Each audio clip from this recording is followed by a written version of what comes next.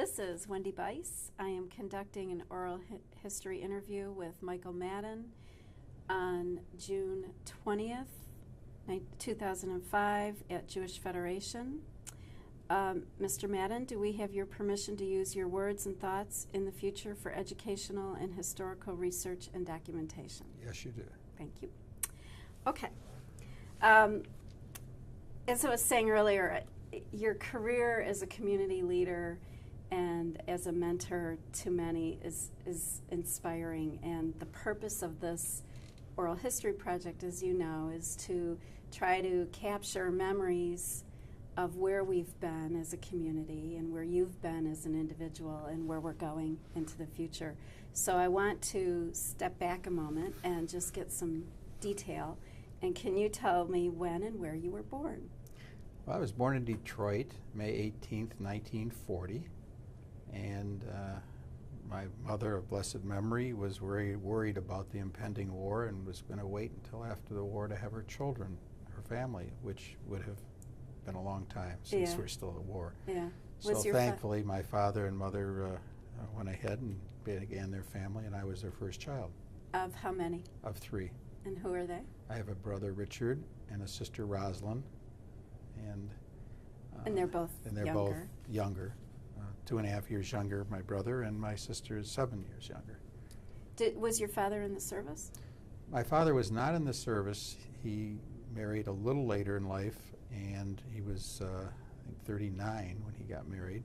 So he was ready to have a family, and they went ahead and had a family. My father was, during World War II, was involved with several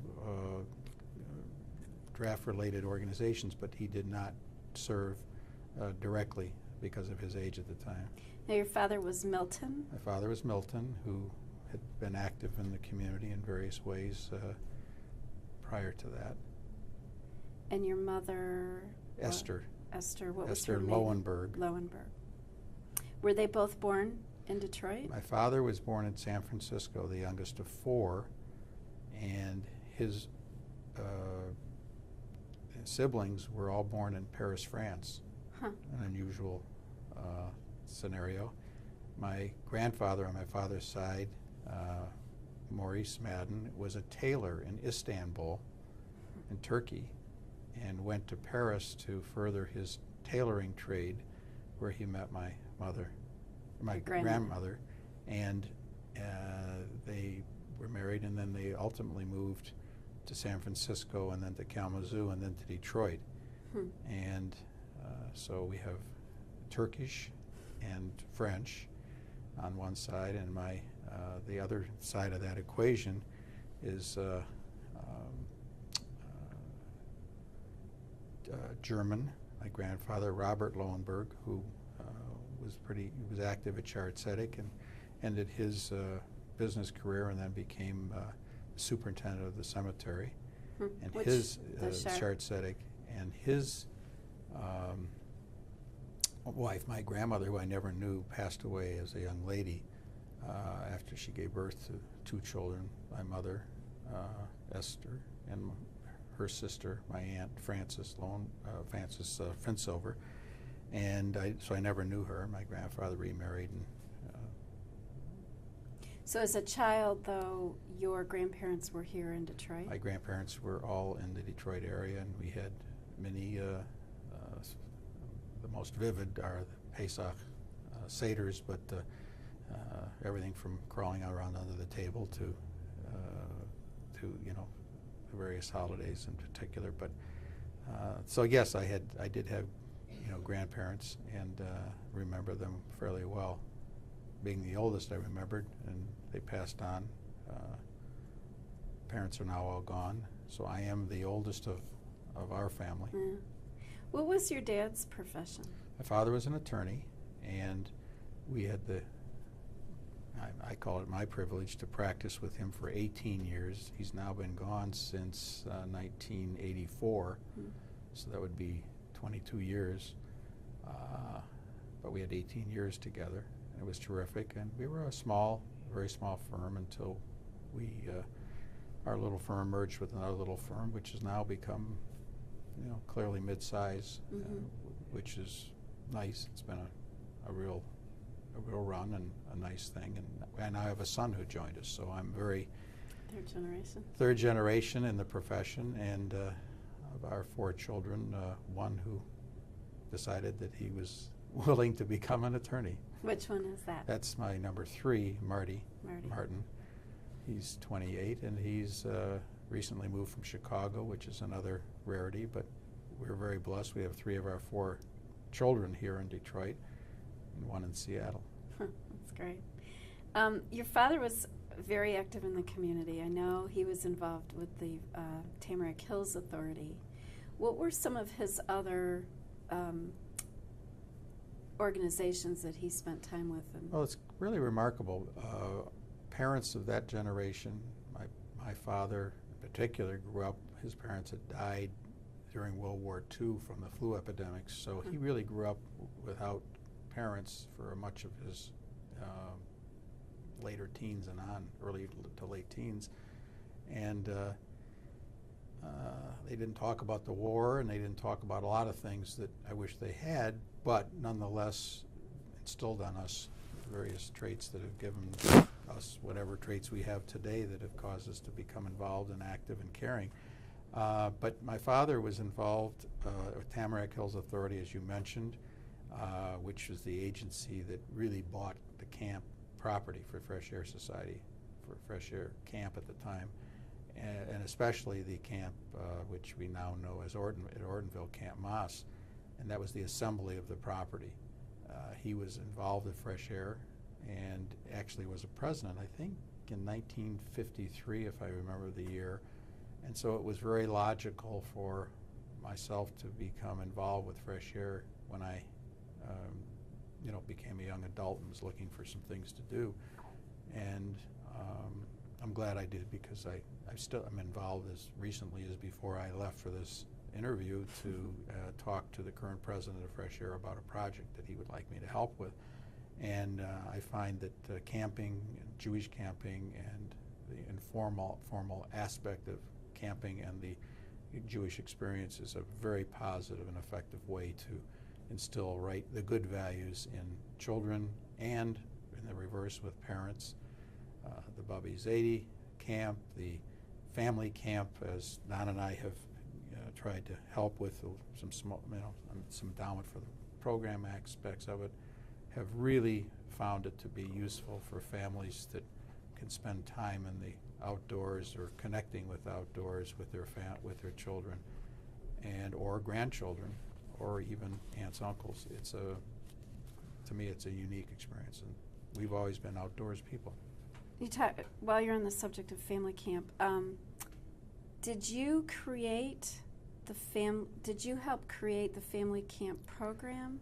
I don't really claim credit for anything, but in reality, Don and I were a young couple, and I was on the Young Leadership Cabinet of the UJA at the time.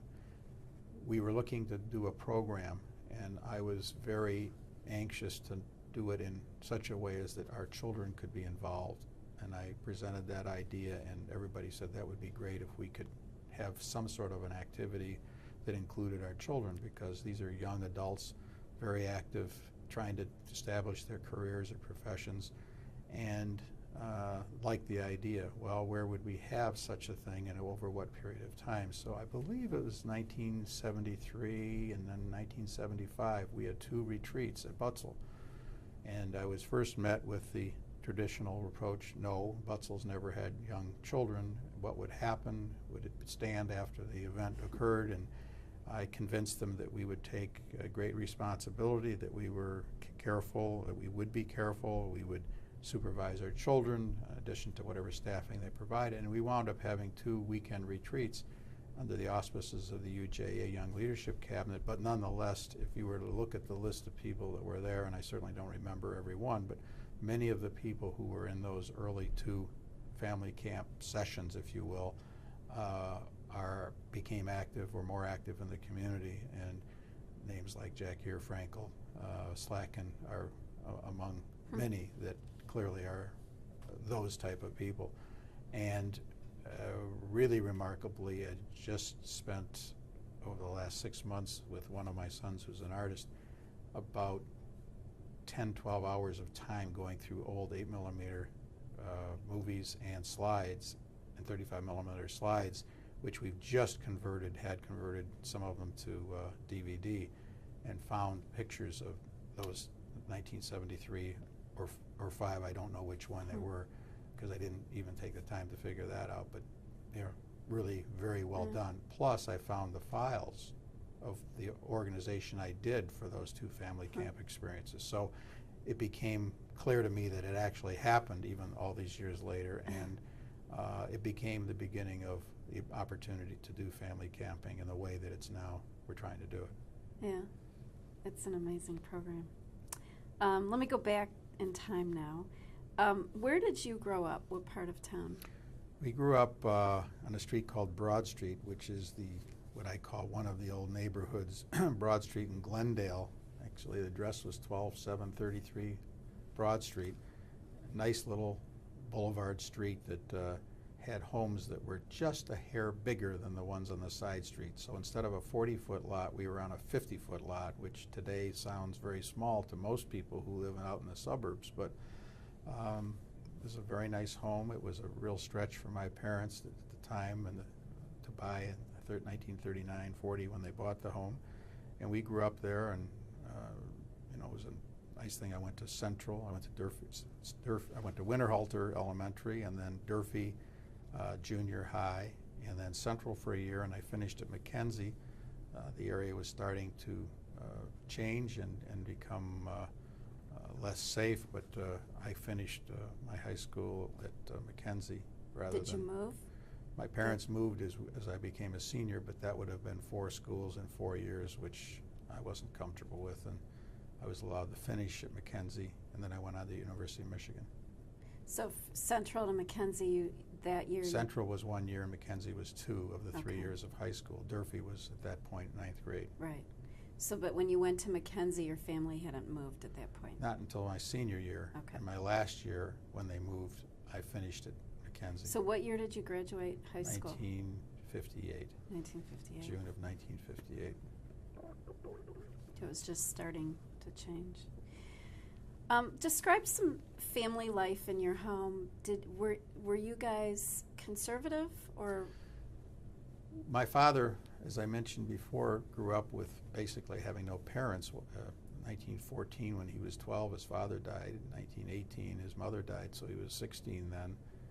So effectively, he had to fend for himself. He had an older sister and aunt, but there was no real strong relationship. It was she would help when she could, but he basically was on his own. So he grew up not only alone, but as a depression, young attorney.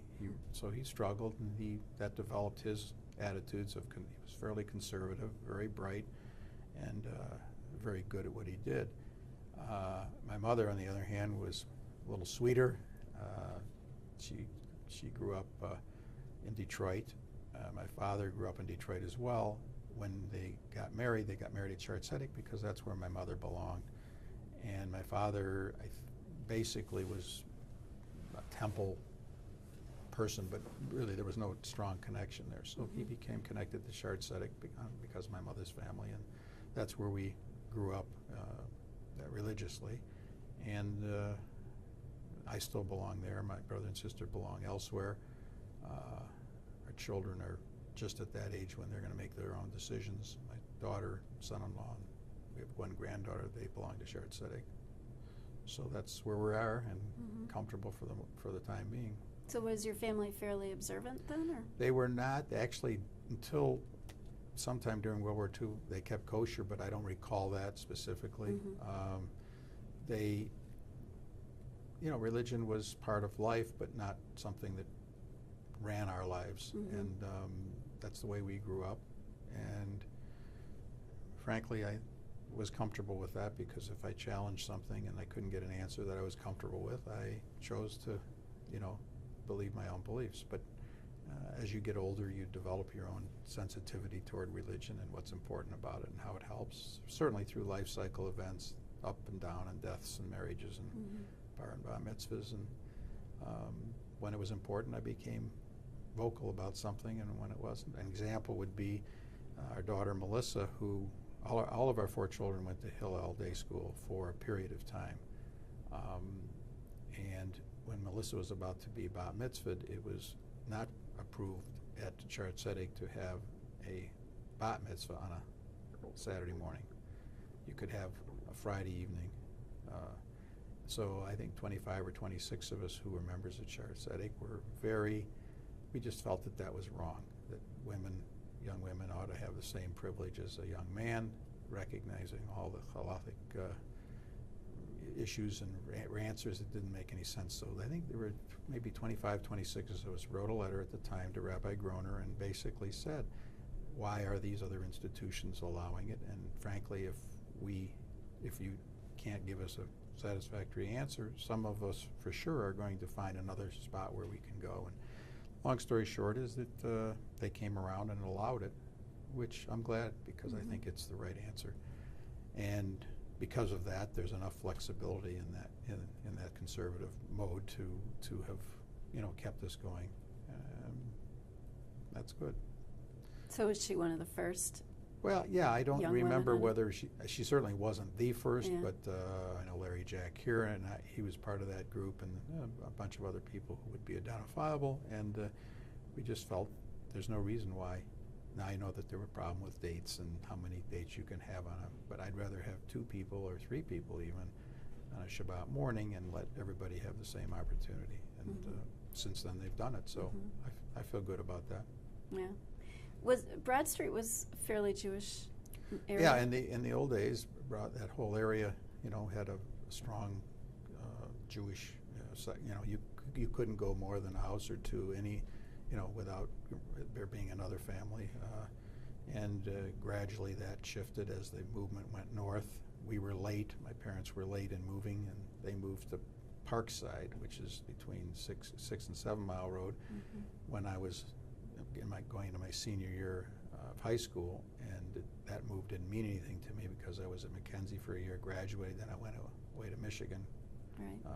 And so, we lived there, and that was a home when I wasn't at school, but that move, and then ultimately they moved into a condo apartment. Who were some of your peers in your high school years? Oh, because I went to Mackenzie, which my graduating class had 496 graduating seniors. There were 6 of us that were identified as Jewish, so that's a major change between had I been at Mumford.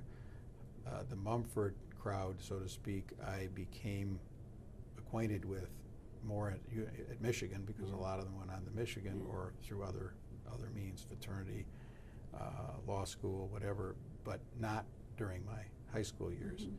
And that was fine with me. I was a bit unusual in the sense that a lot of my interests were far different than a lot of the interests of those that, I was interested in sports, and that was the same, but I was also interested in mechanical things, classic and old cars, boating, water sports, a lot of things that many of the people that I knew were at that stage were either not interested in or less interested in. You went to Michigan, and what did you study there? Well, my major was history in undergrad, and I was always interested in history, and themes of my history connection as a college student served me well during my adult career, as well as some of the things I done for the community.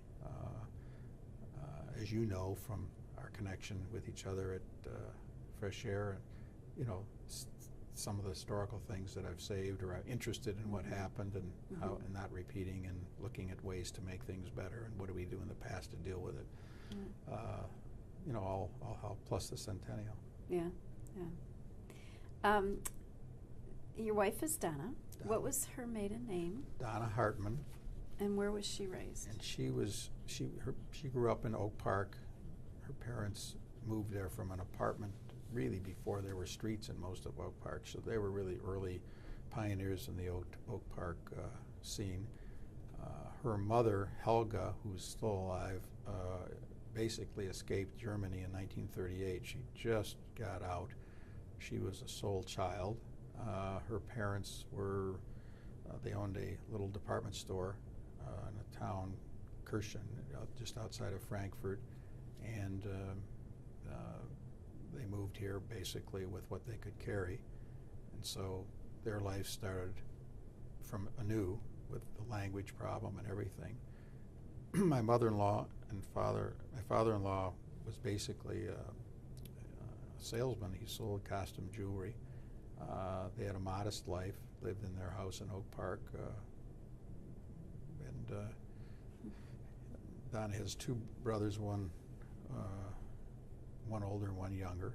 The one older now lives in New Jersey. The younger one lives here and runs a little business.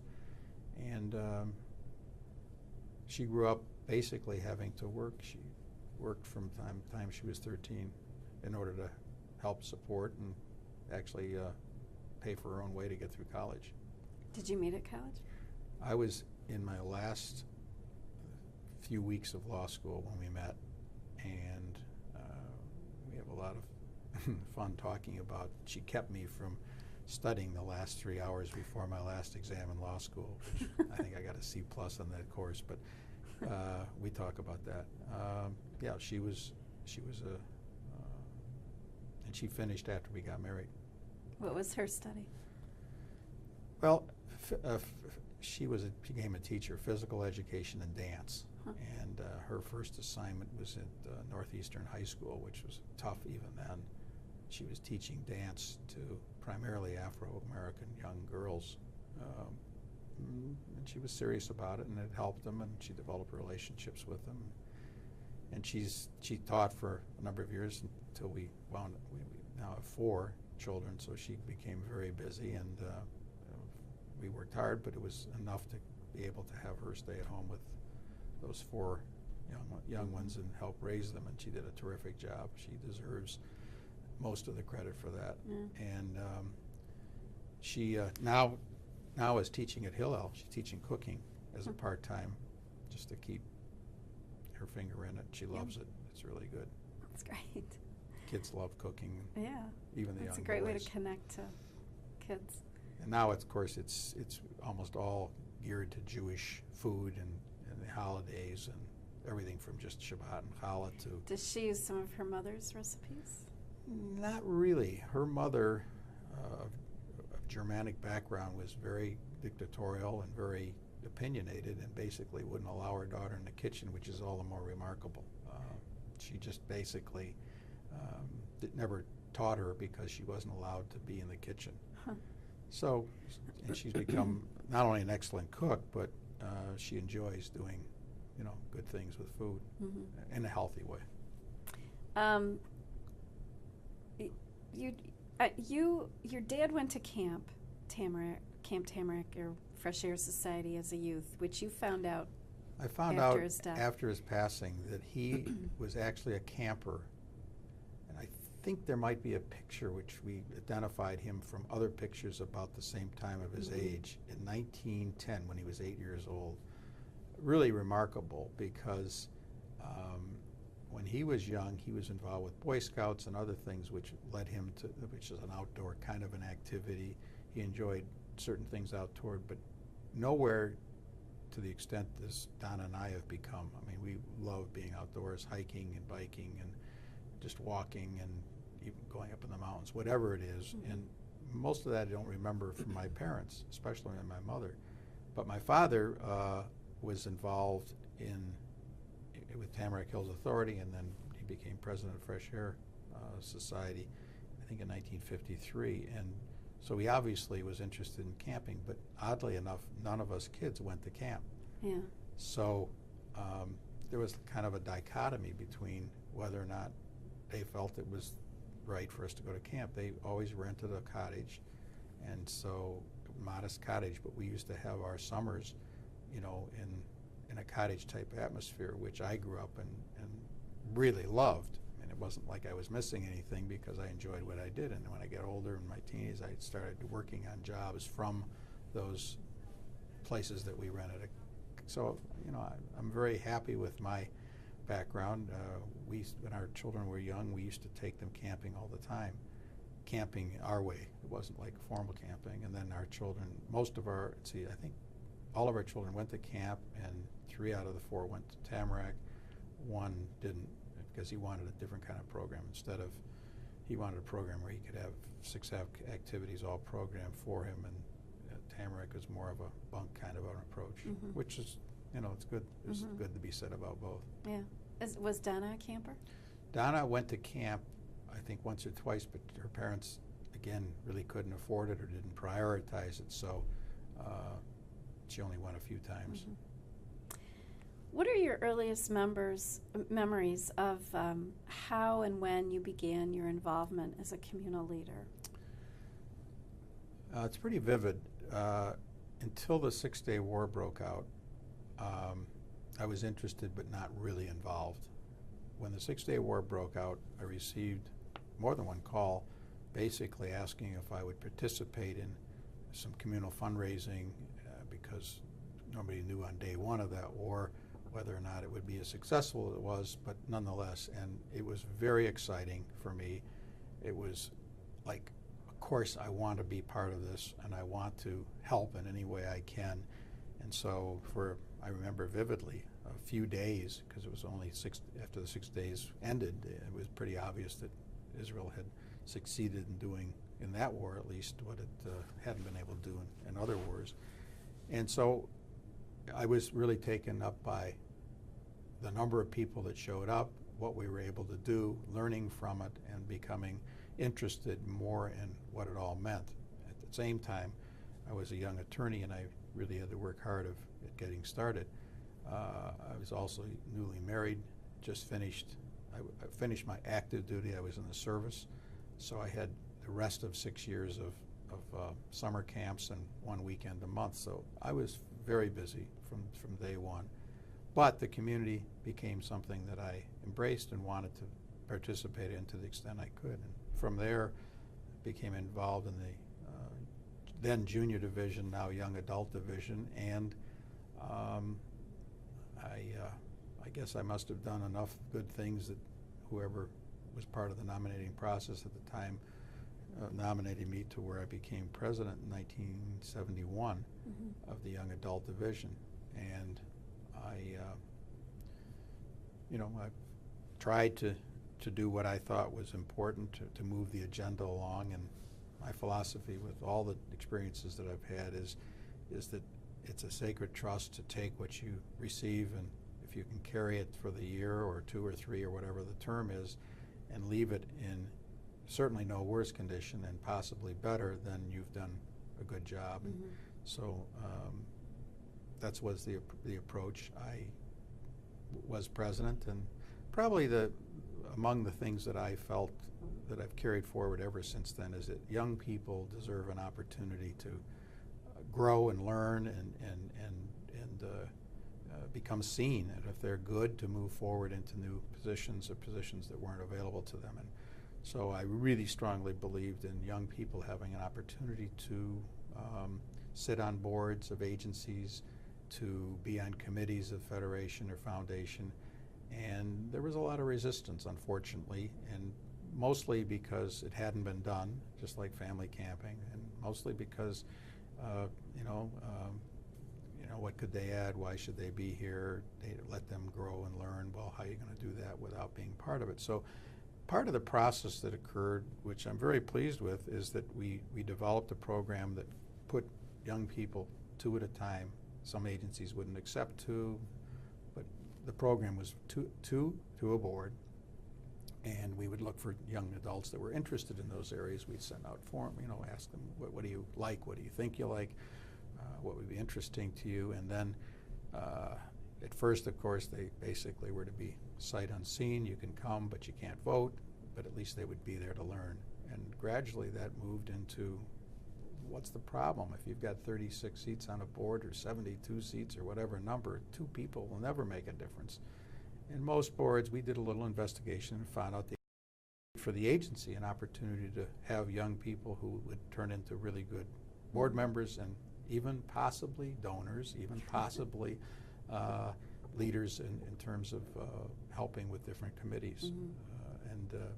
I think it's been proven very, very much. And I think once that program got started, everybody realized that it was good. Did you have a mentor? I can't say that I did. I think that no, my parents were always the kind of parents that were supportive, and I think in their own ways were glad that I took on some of these tasks, and they were proud of it, but truly didn't talk to me a lot about, give me advice about what I should do. But maybe that's part of their wanting me to be independent, which is the way we've raised our children, which probably is good in many respects. Secondly, I think that the mentor, if you can use it as a collective word, is the Young Leadership Cabinet. There were some really good young people who almost all of them have gone on to be leaders in the community. Connie Giles, Joel Tauber, Stanley Frankel, Larry Jack here.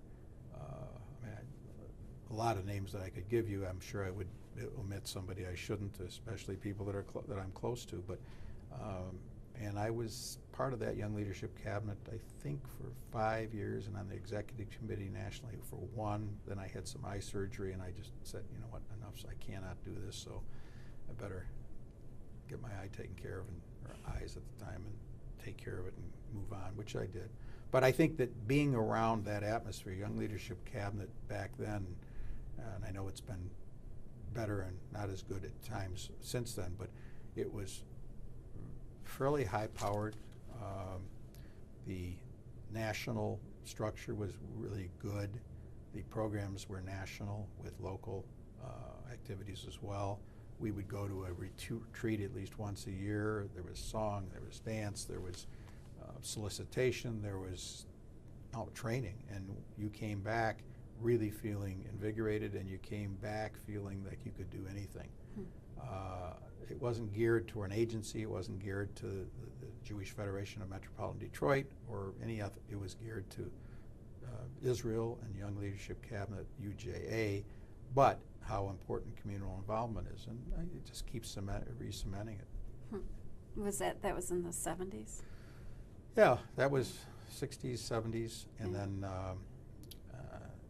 at that point I became involved with Fresh Air. I was on the board.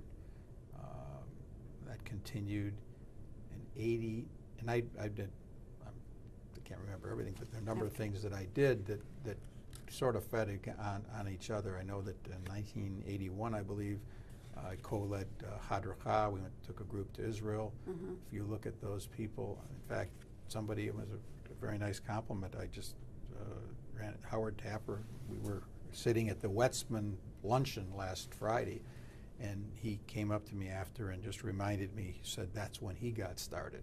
Well, it's nice to know that he felt it, and he said it was a great experience, a great mission, and in some small way it was helpful in getting him to be active, and he's certainly become active. So we had a group that went to Israel. At that time, we did some, maybe crazy a little bit, but it was possible to do, so I made sure we did. We went into southern Lebanon through the Good Fence when there was some danger, except the IDF approved the trip, and we went and we saw the remnants of war and all over, and we went in and out, and there's a lot of activity on the bus as to whether we should or not, and said anybody who doesn't want to go, don't go. We're going to go for those that want to go, and everybody that went was very happy we did, and it really gave us a lot to see and talk about, and they remember that. Plus, the rest of it was a typical Hadracha experience with camaraderie, a lot of movement around to see things, and a lot of questions, so it wasn't like you have to listen and accept what we say. You'd say, challenge it. Mm-hmm. We saw the absorption, we saw immigration, we saw the various agencies at work, we saw schools, we saw old folks' homes, and we saw people who came from nothing, or came from something, but escaped from wherever they escaped, grateful to be in Israel. And I think it really helped everyone understand the beauty of Israel and how important it is to all of us not just Jews, the world. Mm-hmm. And even today, I mean, the more things happen, the more it's the same. Again, history, the connection between history and... Yeah. When was your first trip to Israel? Don and I went in 1971. We were such a young couple that we were literally not allowed back on a bus one day because for the moment they didn't realize that we were part of that group. We were a young couple, and obviously that was an eye-opening experience. We went to the Suez Canal at the time, which today would be not an open trip. It's when the Sinai was part of Israel after the war. And obviously that 1971 president of the young junior division then, all part of what kept me fueled. Yeah. The kerosene lamp was lit. When you received your Butzel Award in 2003, you structured your speech around the theme of embrace change but maintain tradition, and I was taken with that. You talked about how this philosophy helped lead you through some difficult times and difficult decisions. Can you give some examples of how this philosophy guided the decisions that you made in your leadership roles? Well, yes. The embrace change is because if you don't allow young people to be involved where there's been a procedure that's basically held them back, if you don't take a look at your budgeting on a zero-based basis as opposed to saying, for example, well, last year we spent X, therefore we should give everybody 2 or 3 or 4% more, you've totally failed to understand that everything can be reviewed from scratch, and that's the change. And you should embrace that, because the only way you get better is to reinvent yourself and reinvent the community and reinvent the organization, the agency, the federation, the foundation. Reinvent, because you'll be better. To maintain means to not destroy the fabric of what got us here. People might argue from a halachic standpoint religiously, but I think that our tradition is wonderful, and if you take the time to understand it at any level, even just touch it, it's remarkable. The Jews have survived these thousands of years. If you've been to Masada, and every time I've gone, and I haven't gone every single time I've been to Israel, but every time I go, it renews my faith, it renews my interest, it renews the, just in the paper recently, there was an article about a seed that was from Masada that they were able to get to grow again.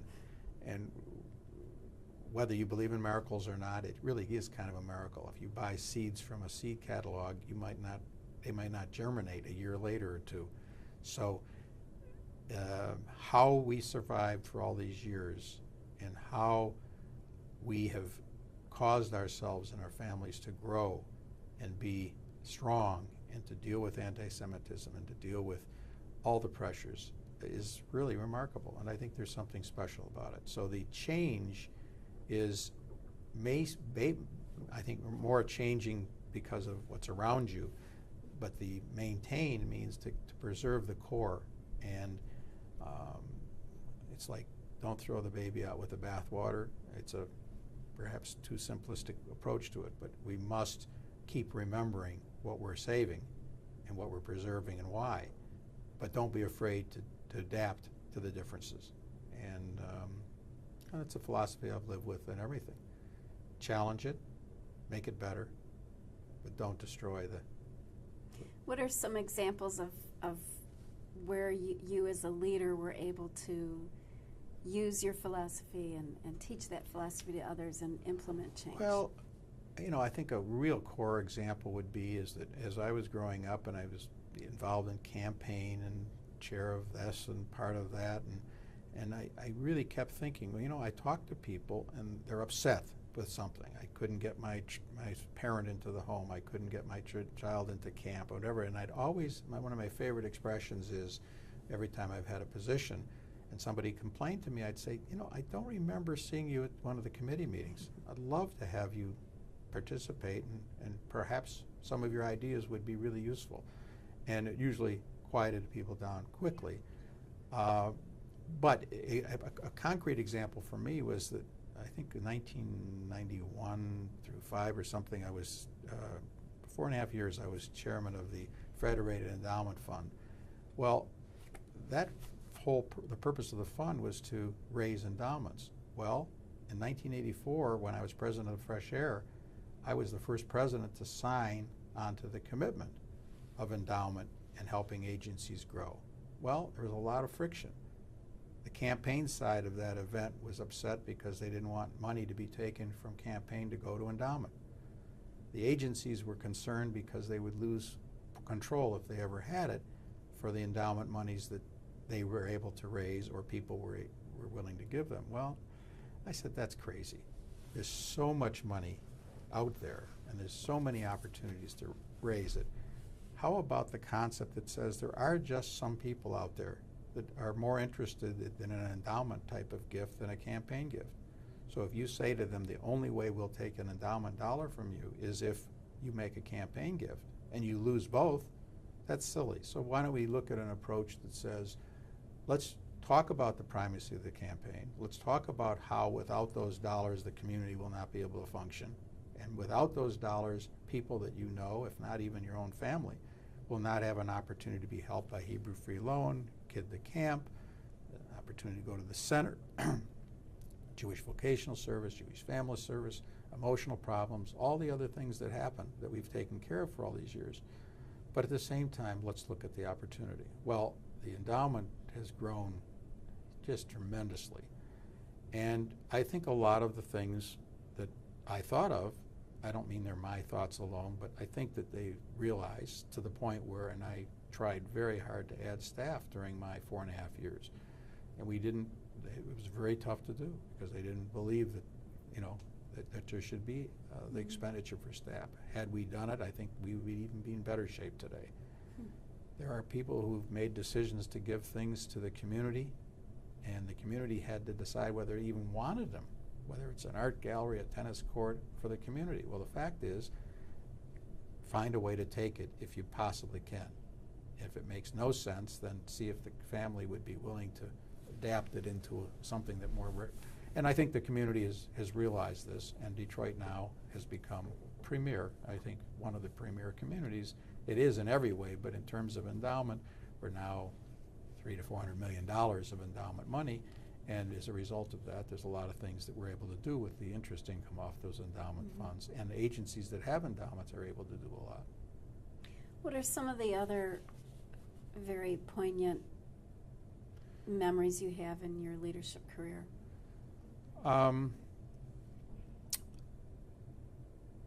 More of a culminating kind of thing. When I was chairman of the Federated Endowment Fund, and that was one stage of what I did. And when I get finished with that, it sort of flowed into becoming the president of the United Jewish Foundation. I found that to be very rewarding. The foundation has been, Detroit's unique. There's only a few communities that have a foundation and a federation separate.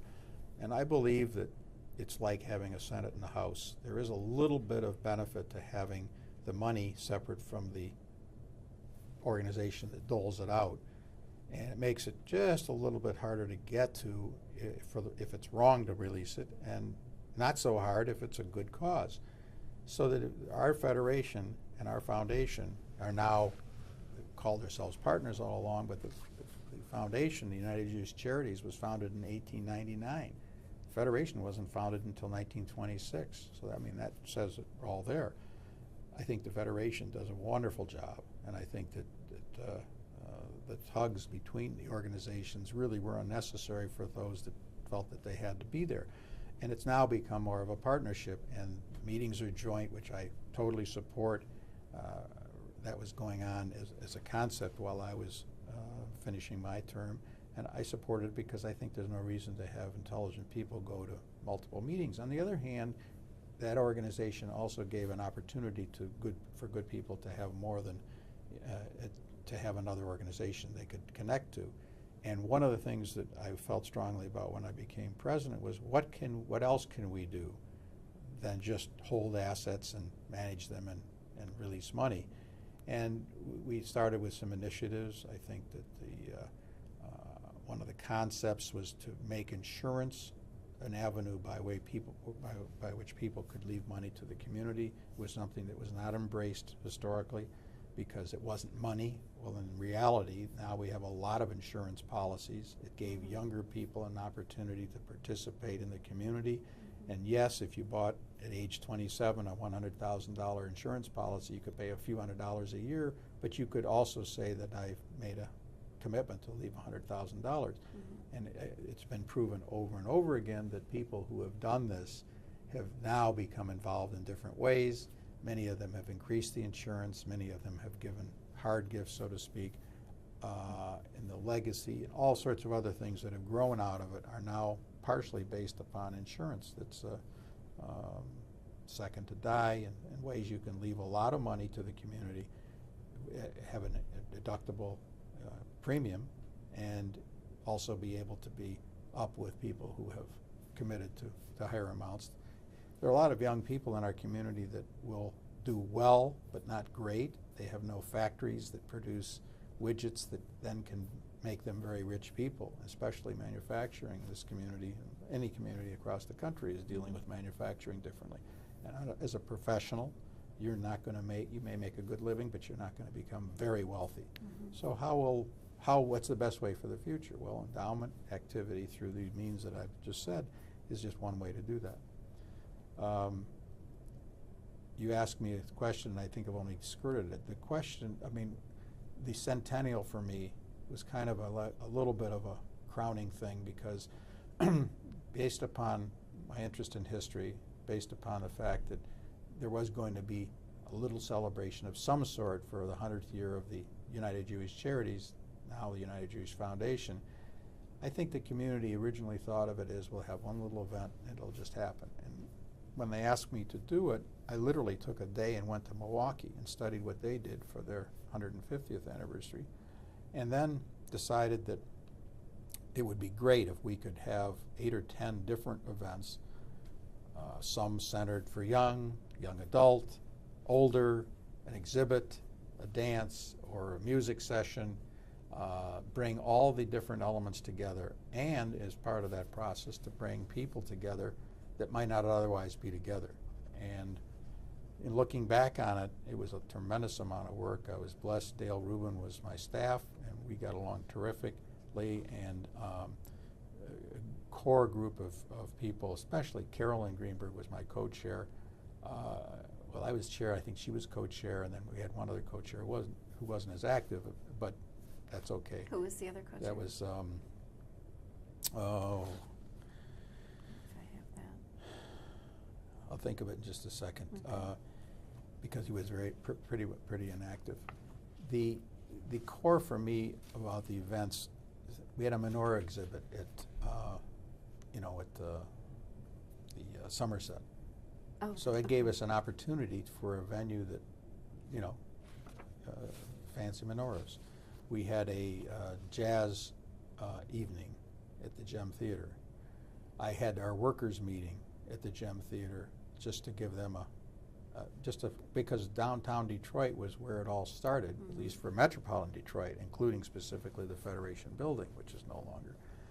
And we had, our first event was at the center. So we tried to pick different venues. We tried to have, that was all family. It was outstored. It was a carnival kind of a thing. And we ended at the center in Oak Park, which is a very fitting way to bring this whole picture together.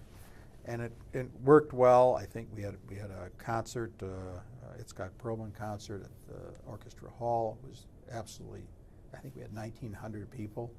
So the whole series of events kept feeding against each other, on each other, to celebrate, renew, have people connect to the fact that there is a Jewish community, there is a federation, there is a foundation, here's all the good things that happen. We had the exhibit at the center, which was a major effort, but I have vivid memories of taking my mother there, who just loved it. And she went around, and we saw pictures from the 20s and the 30s and the 40s, and she identified not every picture, but she certainly identified every era and recognized faces in those pictures and told stories about them, which was an experience that I never had with my mother quite that way. I mean, there was some of it, but this was, and she was not only pleased, and then she says, that's so-and-so. As a result of that, I found a picture of my mother's 8th grade Hutchins intermediate school graduation, where we identified some people in it, and I sent it to everyone who we could identify. Well, I sent it to a person who identified some more of the people. But anyway, these kinds of experiences, I think, charged me, and the people, this one particular person sent me a note how grateful she was. I think at the time she was in her late 80s. And so if you give somebody happiness, a smile, and they can connect, it's just all more of the same thing. It's all part of the we, and what we do and why we do it. And it wasn't asking for money, it was just, so I still feel the same way. I think there's a lot of good things that need to be done. I'm currently involved pretty heavily in the Jewish Fund, which is the fund, the funds are what's left of Sinai having been sold, and giving those dollars out is not only a mitzvah, but it's an opportunity that would never have been there but for the fact that the fund got created. So $2 to $3 million a year is doled out, and much of it goes to the Jewish community. The vast majority of it goes to the Jewish community, and there are agencies that are desperately in trouble right now. JFS, for example, I had a phone conversation on this morning in a meeting on Wednesday morning to basically find a way to give them some more money, because so many families that you and I may know some of them who you wouldn't think, but because he or she lost their job or were cut back, they basically can't take care of all their real needs. We're talking about serious needs, not luxury. And so a little bit of help is, there was just an article about Hebrew Free Loan, about the work it's doing and how many people are in need of those kinds of dollars. I'm sure you read the same article. But the point I make is that these are real needs, and when I have friends or acquaintances or people I might solicit who tell me, that it's just a gimmick to get money and everything, they just don't understand. And I consider it part of my job to try and convince them, if I can, how important it is. Because if we don't do it, there isn't anybody else going to do it. Well, but they really believe. A lot of people today, there's a lot of places out there that can be tugging on your every moment, your coattails for money. So you have to be careful. How would you describe your leadership style?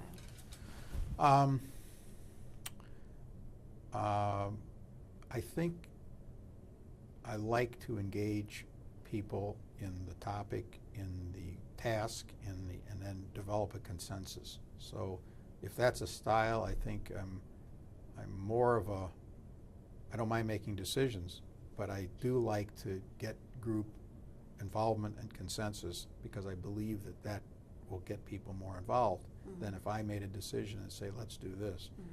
And so where I'm involved in a leadership capacity, I will discuss a topic, I will present the materials, I will ask for input, and then try and guide it to a conclusion which I feel is effective. You seem... Oh.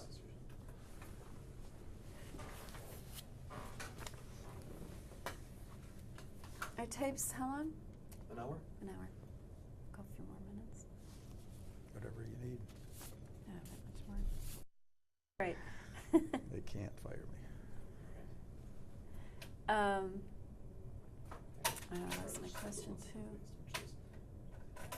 Okay.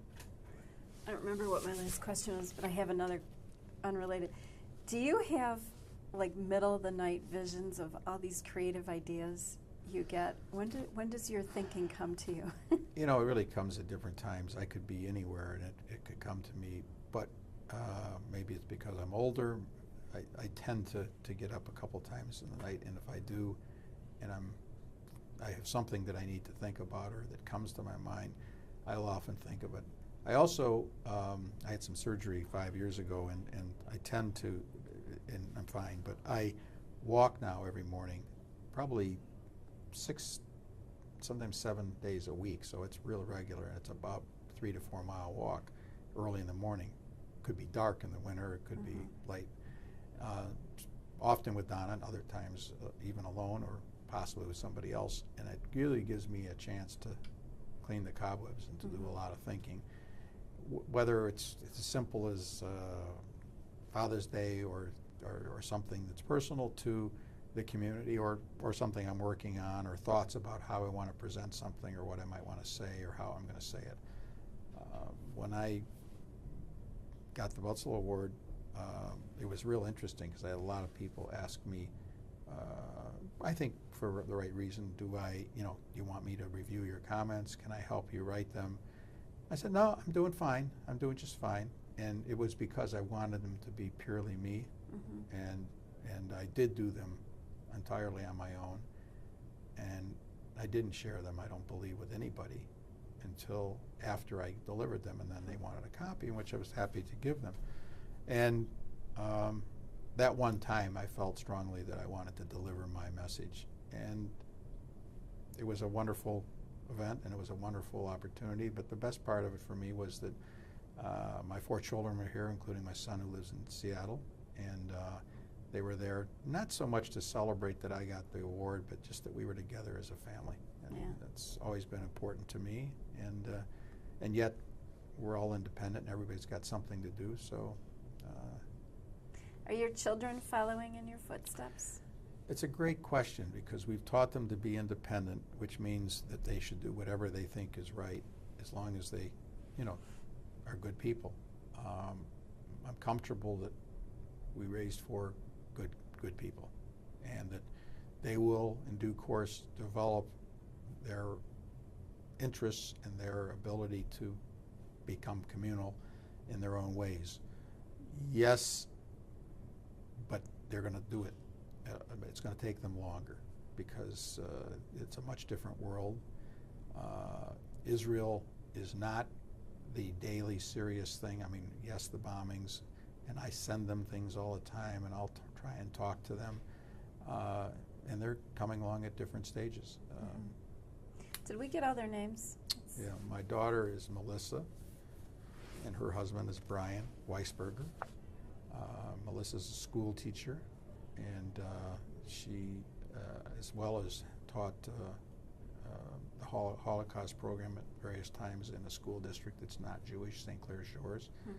When she was at Western in college, she actually had a job teaching sixth grade Sunday school 3 days a week, Tuesday, Thursday, and Sunday, I believe it was, at the Congregation of Moses, which really helped her build on her already strong background. And we have a granddaughter, Maya.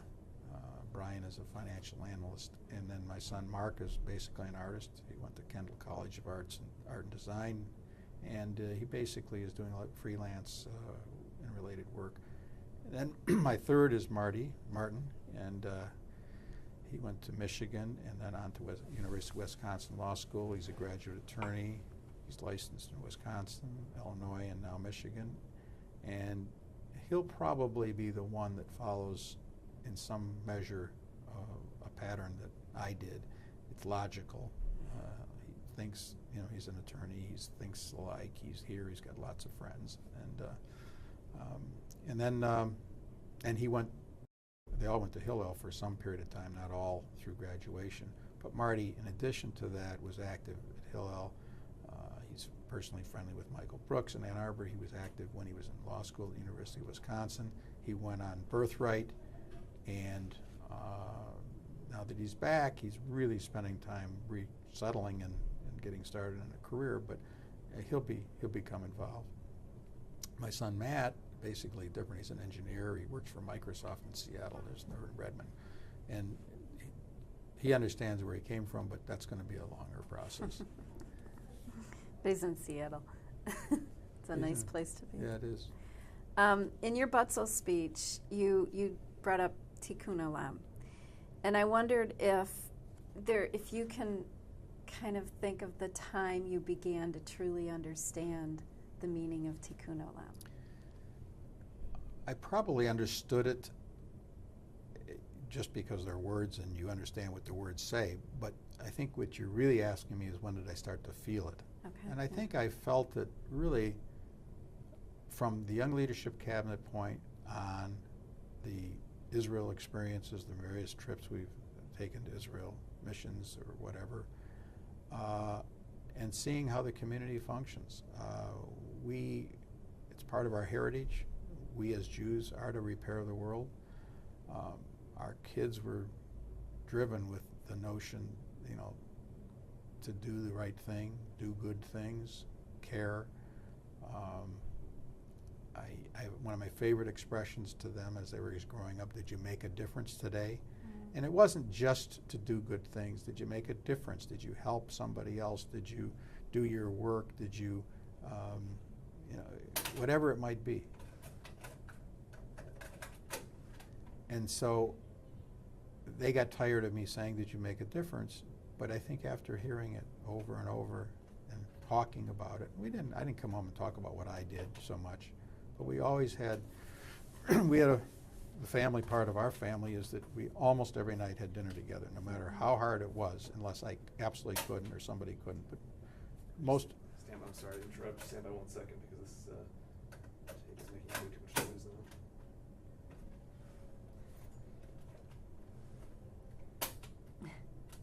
Do you have another tape you can throw in? It's not, it's the machine is.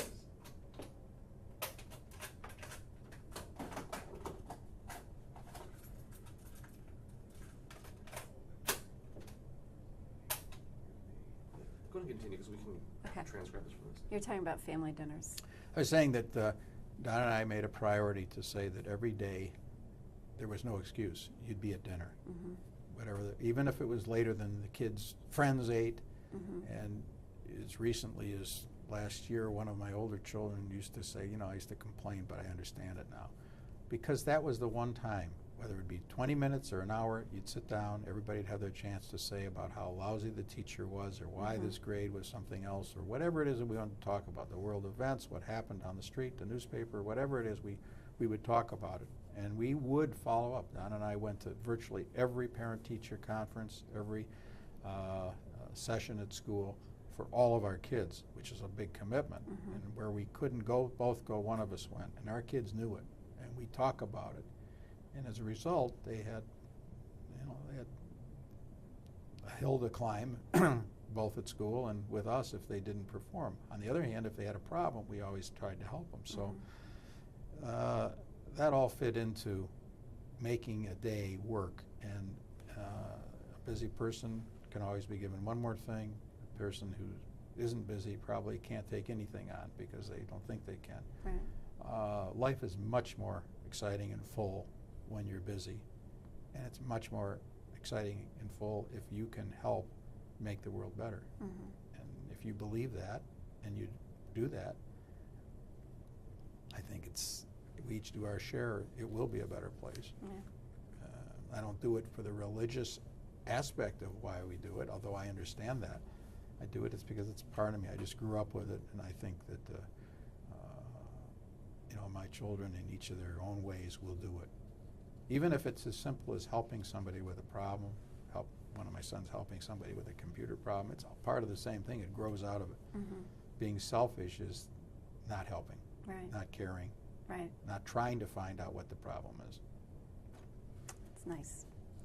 I'm curious to know your thoughts on the geographic changes in the Jewish community. We went from the early shtetl kind of environment on Hastings Street to, where you grew up in the Central High School where everyone lived within a few blocks of each other, to today we're much more spread out. How do you think, as you've watched young leaders grow, how has the dysphoria affected leadership development? I think people become leaders for all sorts of reasons. Some is because they understand it and they want to be part of it. Some it's social, some it's business, some it's in and out. And I think I'd rather take people for whatever they are and try and encourage them to be something more in tune with what's needed. With that said, we were a ghetto because we weren't accepted. We were a ghetto because the only way we could function is if we worked together. Today, in America, it's very assimilated. We're totally free to take almost any job, to take almost any opportunity. If you look at the boards of directors of most of the secular community charities, or even, if you will, non-Jewish charities run by other religions, you will find Jewish presence throughout. I think Jews have a talent. They're more studious generally. I don't mean that there aren't very bright other people, but they seem to be liberal. They seem to be ones that reach out. United Negro College Fund is a perfect example. A tremendous amount of money that is raised comes from Jewish people. So I'm not concerned that the diaspora has grown. I'm not concerned that the neighborhoods have changed.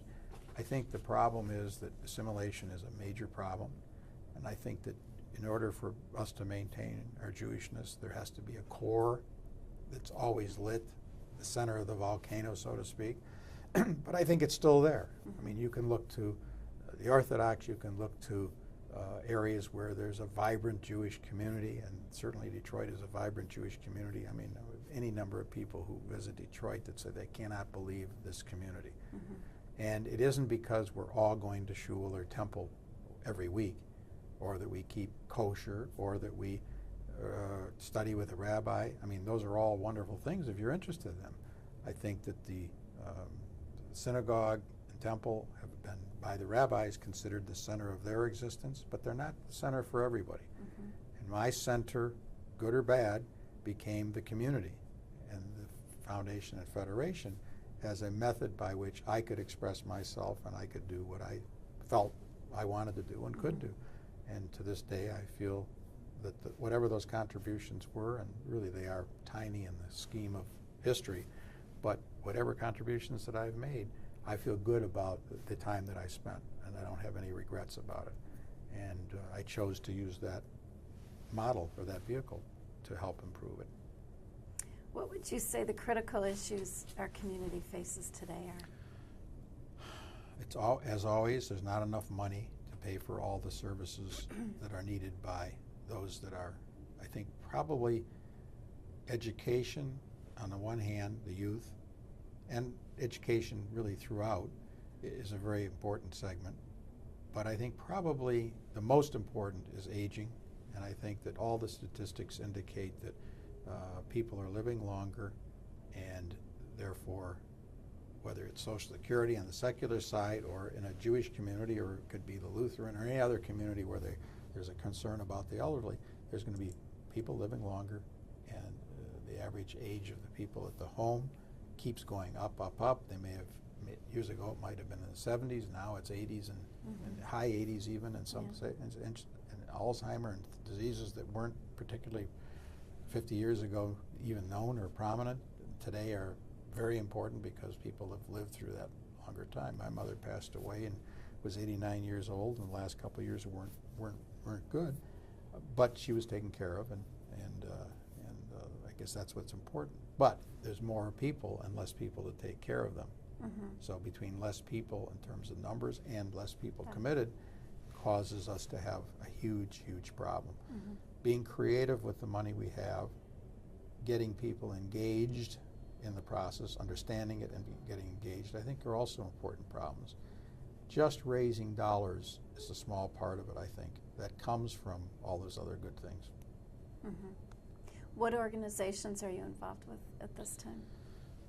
Well, I guess I'm still involved with Fresh Air because when you're on the board, you're on the board for life. I sit on the Federation Foundation board, an executive committee, because I guess you have that privilege. At least part of it is because you're a past president.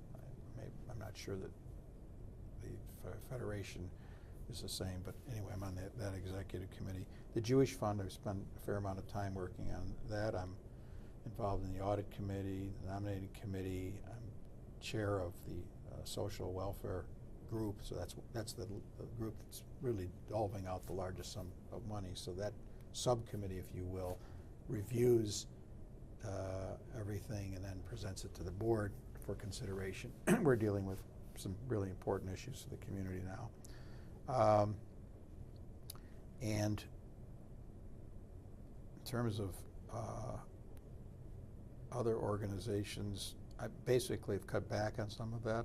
I'm at that stage when I had a hard time saying no for a lot of years. Now it's important to pick and choose, say no. So I'm going to be careful. Still be involved. Certainly campaign calls. I've done a few projects. When the neighborhood project, I was involved in a committee that really looked at it carefully when they needed more money, and then when we sunsetted them because they basically had done their job. There were only so many families and so many homes that would be available. And what's left to be done can be done by the community. I'm going to be involved in this family camping situation now that they've made a decision not to operate the Mullet Lake property, the Grand Resort.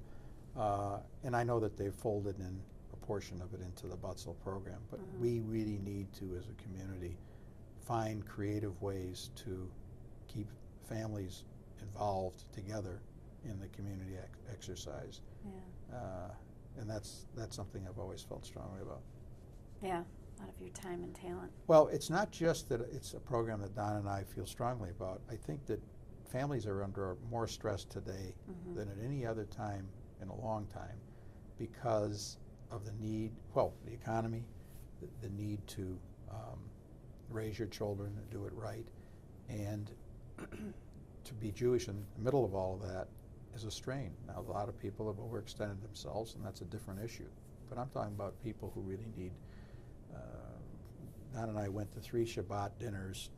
We visited a Grand Resort, and to have people come up to us, we were never promoted as creating the program. We were just somebody coming up to visit, or if we were identified as that we were helpful with the program, which is fine. I didn't want any recognition from it, but listening to people talk about how grateful they were that the community had a program such as this. Examples of people saying, we have never been on a trip with our children. In one case, there were 2 autistic children, so that it was very hard for them to go anywhere. And they said this is the first time that we've been able to be away together for a week and literally have some connection with these children and other children. It makes you feel good. And so I'm saying to myself, it's like so many other agencies or even non-agencies that provide a service in our community until it hits you, until you see it, or it affects you in your personal life. You know, it's hard to express. So exposing people to some of these things is helpful. And I personally believe that people who are involved in community, people who give back, and there's a lot of ways to do that. You can do it if you don't have a lot of money, but have a little bit of time. Everything, it could be simple as Meals on Wheels. It could be as simple as helping with some campaigning. It could be as simple as housing somebody, you know, during the Maccabi games, or it could be a mentor to somebody. You can do a little something, and I feel you'll be better for it. It's not what you gave; it's what you get out of it. That makes you want to do it. So, talk about big problems. I think money's a problem, aging's a problem, and I think keeping people interested in the process. And that's part of our job as leaders, to try and keep people involved and to tell them why it's important. And I hope to be able to do that for many more years. Me too. Yeah. That's it. Okay. I've gone through my questions. Is there anything you want to add? No, I think I've said everything that I want to say. I would say to you that it's important to have a supportive spouse and a family that at least understands why you do it. But the spouse part, it's difficult, because when you're running a career and you're doing community work and you're doing whatever else you're doing, that's more time away. And you know, I'm blessed. It wasn't always easy, because you know, a typical woman taking care of 4 children, in my case, you know, I'm not there for certain of the activities that perhaps, but you make up for it in other ways, hopefully. And having a supportive spouse, which is an understanding spouse and supporting, is very helpful. And I think today No different than I feel about young people and having worked hard to get them opportunities. I think women today, just like they take all kinds of jobs and professions, they absolutely have come into their own in terms of the community, whether it's tasks, whether it's leadership roles, whether it's organizations that are geared to women, like the women's division and the women's endowment now is something that I support because it makes it possible for other people who might not otherwise been involved to become involved and do it in a way that satisfies them, not satisfies me or some other leader. Right. It satisfies their need and they're happy doing it. Well, that's good. It's all good work. So women today tend to have more independent means because they're working, and so they're less dependent upon the old route, which meant that they might not have had money or it was doled to them or whatever had happened. And so I think I understand that it's a positive that's happening, and that adaptation is part of what maybe makes our community special, because this isn't true all over the country. Detroit is definitely unique in a most stellar way for the philanthropy and the leadership. The only other thing I would say is that I'm kind of in awe when I received this Utzel Award. I looked at the list of people because it was sent to me, and I said, I really don't understand why I'm on this list, because I didn't do it to gain anything, had no clue in my wildest dreams that I would ever be given an award for anything. But when I looked at some of the people that have received it, I'm talking about people who have tremendous means, some people who did some really fabulous, important things. And then the only reason I came to peace with it is because the process had it happen, and I guess I decided that I must have made my own mark in what I did. And that was also reassuring. I had a number of people come up to me, especially staff, which was really very heartwarming to say how pleased they were that I received this award. And it's because I was approachable. I was one of them. I was able to communicate with them, and that's how I consider myself, somebody that I know I'm humble. I know that I don't accept the praise or the reward very easily, and that's me. I mean, it is what it is. But as I look at the people that have received it or may receive it in the future, I hope that the models that they establish are models that are ones that people will look up to, and it's a lot more than giving money. And I think you clearly defined in your Butzel speech and today those models. That will be a helpful message as we go forward. But thank you. Thank you.